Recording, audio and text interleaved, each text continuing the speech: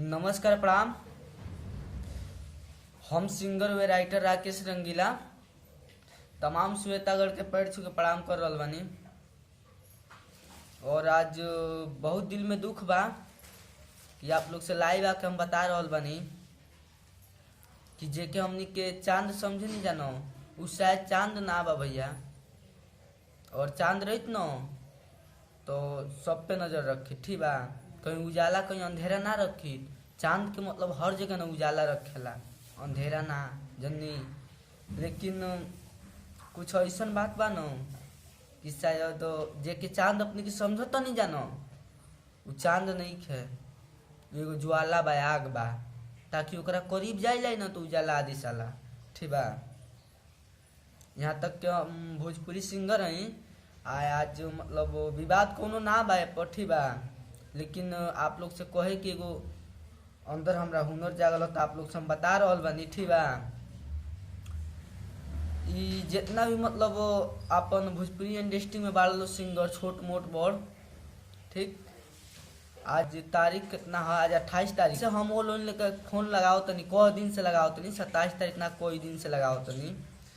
लेकिन एगो ड्यूट करतीन, एगो लड़की के ड्यूट कराओ बा, वो करतीन जेके जान तो खब जा। स्क्रीन पर गाना सुनी जा, पहचान आ जाए के हो। शादी के दिन हमार गोइल धराई, तोरा से लागे कुछ होखे ना पाई, तोरा से लागे कुछ, अरे का बताई हो। शादी के दिन हमार गोइल धराई, तोरा से लागे कुछ होखे ना पाई। कर जानी ले तो ना तो दोसर लेके जाई। यही लड़की है रंजन राज, जिसको हम उन लोगों के साथ गवाना चाह रहे हैं। यहाँ तक कि चंदन भैया के पास हम कॉल किए, जो ये गाना गाए हैं ढोनी चटना वाला। इस समय उनका गाना वायरल चल रहा है, ढोनी कुआं कैला बा। उनके पास हमने कॉल किया तो उन्हें डिमांड किया, मतलब उनके मैनेजर जी डिमांड किए कि सबसे 1.5 लाख रुपया लिया जाता है, आपसे 1 लाख लिया जाएगा। एगो ड्यूट करती और थोड़ा सा लिपसिंग करती 1,20,000 रुपया लेबो। बड़का नेता हो गई बड़ो, जरा वजह से आज उठ के फलक पर बैठ गई। आए इतना दिन ले कीड़ा के जैसे रेंगत रहो तो ना कहलो, आए और बात कर लो तू कि हम छोट जाति से बानी तो हमरा के केहू गावे नहीं खिदे, गायकी छोड़ दी, हई छोड़ दी। लाइव में सुनिए आप लोग, देखिए अगर वो चाहते हैं तो बोलिए। आज के बाद से हम गौना ही बजना ही, आज से हम छोड़ रहा बनी रुआ से मन के चलते के मलाह बनी।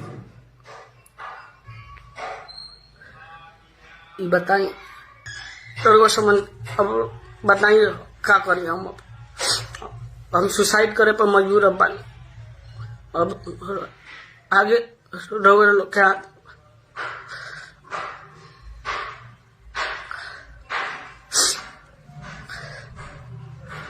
कितना परिश्रम से कितना इति करके आदमी, मैंने कहा बताई घरे। सुनिए, ये लाइव बोलकर डाले हैं यूट्यूब पे कि हम छोट जाते हैं तो हमको कोई गाने नहीं देगा, हम गाना छोड़ देंगे। अरे आपके छोट कास्ट से नहीं, हम नहीं छोटा कास्ट है, हम नहीं जी निषाद हैं, आप भी शाहनी हैं, आप भी मलाह के ओठ हैं, हम नहीं मलाह के ओठ हैं। हमको भी तो लोग को रोकना चाहिए ना। लेकिन देखिए विवाद आपकी जात बिरादरी से नहीं है, आदमी का दिल देखा जाता है, दिल, ठीक है चंदन भैया।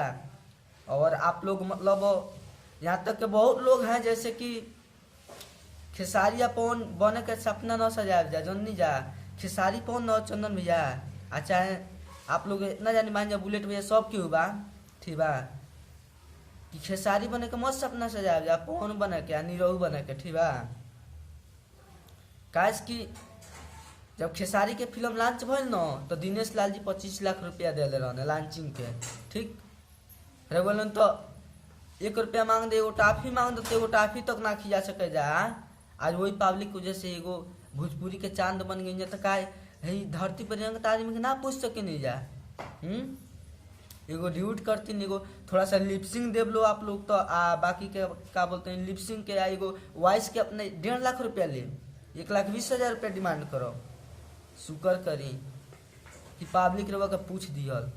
हम अगर सबका दिल में हम रहती न, शायद अगर हम सबका दिल में रहती न तो रवा के ना पूछती हम, जन्नी जा। सोच समझ के काम करी जा, ठीक बा। एगो गरीब के सहारा बनल जाला, ठीक बा, ओकर ठुकराव ना जाला। खाली सपना पैसे के देखला बन जा, हाँ, खाली पैसे पर रह जा। बगैर पैसा के कोनो काम ना होला, तब तो पैसा पर अपन इज्जतियो बेच सकिनी जा।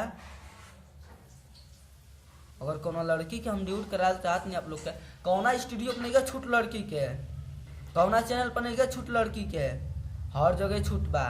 अरे वो लोग का तन आगे बढ़ गए तो लोग का डिमांड पैसे पर जाई, खाली नाश्ता खाली का पारे पैसे के चढ़ेला। हाँ, जना दिन कीड़ा के जैसे रेंगत रह जानो, वो दिन शुक्र कर जा कि पब्लिक तनी के उठा के बैठा दिहल, जान गए जा।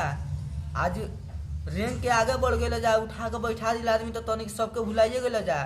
हाँ, जना दिन रोटी एगो रोटी में सब केहू खात रहल। हाँ, वैसन वैसन स्थिति मतलब तहनी के बतावे लो जा। लाई बाबा चाहे जितना भी सिंगर बड़ा जा, खेसारी भैया के तो मैंने रियल बा, पवन भैया के रियल बा। एक बात कही, खेसारी या पवन बने के मत सोचिए जा। खेसारी पवन वो तो नहीं खलो बनल, गरीब के मासिया मत सो, ठीक बा। खेसारी पवन दिनेश लाल न गरीब के मासिया अवलो, ठीक बा। जे एक बेरा रोटी कर झंखेला न, ओके महीना दिन के राशन दे लो, समझ आई। आ तहनी के एगो ड्यूट करती ना, एगो लिपसिंग करती 1.5 लाख रुपया मांग तर जा। हाँ, तब तो केहू कह दी तन दो ना अपन तो दिए दे बजा। अरे भड़ुआ चो शर्म कर जा, ठीक बा। भड़ुआ चो दे मत उतर जा, इतना शौक नहीं खराल केहू लाई बा तनी के गाली दे, जान ले जा। लेकिन तनी के न पब्लिक के न फलूदा बना के चलते रह जा, पैर के जूता समझत रह जा। आज यही पब्लिक के वजह से न एगो कुर्सी पर बैठत रह जा, भोजपुरी के एगो कुर्सी के हक मिल चुकल बा तहनी के, जान गए जा। आ चांद बनल के न फायदा मत उठाओ जा, ठीक बा। आ खेसारी पवन मत बने के सोचिए जा, ठीक न। हम तनी सहा पर हर बेर खेसारी पवन मत बने के सोचिए जा, ठीक बा। खेसारी पवन वो एक बंदा है न, आम देश के लड़की की अगर आगे बढ़ा सकता है खेसारी लाल पवन सिंह, तुम लोग के अंदर उतना औकात नहीं है बाबू, ठीक है। आप लोग से सहारा मांगने पर आप लोग पैसा का डिमांड कर रहे हैं। क्या सौम्या पोखरेल से पैसा मांगे थे खेसारी लाल? अक्षरा सिंह से पैसा मांगे थे पवन भैया? खेसारी लाल का जब फिल्म लॉन्च हुआ साजन चले ससुराल, तो दिनेश लाल पैसा मांगे थे? नहीं मांगे थे, खुद दिनेश लाल पैसा लगाए थे। लेकिन हम भी गरीब हैं और आप लोग डायरेक्ट डिमांड कर रहे हैं पैसा का, खर्चा लगेगा। हम भी जानते हैं वीडियो का खर्चा लगेगा, हम नहीं जानते हैं वीडियो को नहीं खर्चा लगेगा। लेकिन हम तो आपसे लिपसिंग मांग रहे हैं, आपको नहीं कह रहे हैं आप वीडियो बना कर दीजिए। हम आप तो बोल रहे हैं कि हमको आप अपना लिपसिंग दे दीजिए, अपना वॉइस दे दीजिए, बस हमको उतना ही चाहिए और ज़्यादा नहीं चाहिए। तो उसके लिए 1.5 लाख रुपये आपको हम दे दें? हाँ, और आज ये जो लड़की को हम गाना गाने को बोल रहे हैं उसका वॉइस कर रहे हैं ऐसे वैसे। ऐसा नहीं किसी के साथ करना चाहिए, और ख़राब से ही सुधरता है, ठीक है। हम मानते इसका आवाज़ ख़राब है, उतना भी ख़राब नहीं है रंजन राज का आवाज़, जो हर कोई लात से मार कर चला जाएगा, ठीक है। और कायदे में रहिए, आप लोग स्टार है तो कायदे में रहिए, ठीक है। ज़्यादा आग के जैसे उबलिए मत, ठीक है।